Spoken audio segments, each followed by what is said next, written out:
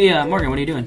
Checking to see if I'm registered to vote. What'd you find out? I sure am. What about you? Yeah, I'm registered to vote too, so I'll see you and everyone else at the polls on November 6th.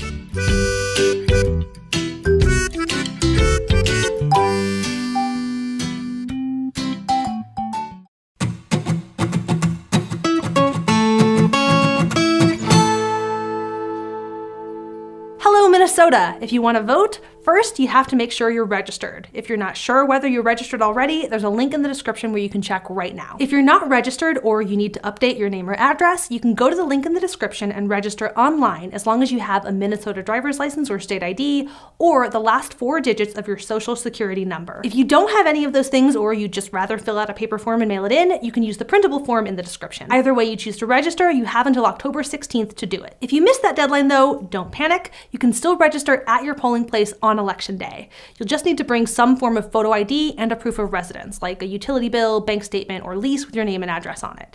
If you have a Minnesota driver's license or tribal ID and the address is current, those count for both forms. Once you're registered, there are a few different ways you can vote. If you want to vote from the comfort of your own home, you can request to vote absentee by mail. You can use the online or the mail-in application. There are links to both in the description. There's no official deadline to request your absentee ballot, but they recommend that you do it by October 5th so that there's enough time for you to get your ballot in the mail, fill it out at your own pace, and send it back before November 6th.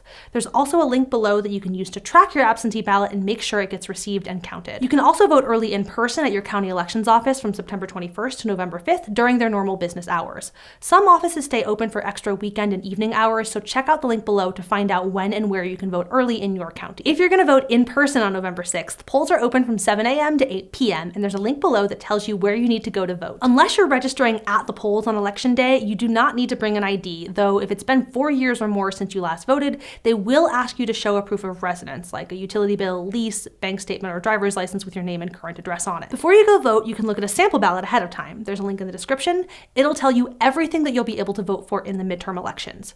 You don't have to vote for every single thing on the ballot, but if you want a chance to do some research on the candidates in your local elections, it's a pretty good idea to look at a sample ballot first. You can even fill it out and bring it to the polls with you so that you can be sure you remember how you want to vote. One last thing. If you're going to vote, open up your notes app or grab a piece of paper and make a plan.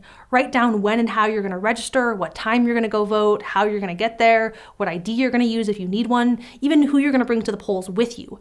Having a plan is a great way to make sure that nothing unexpected stops you from voting on November 6th. There will be links for everything you need to check your registration, vote early, and find your polling location in the description. Thank you for voting.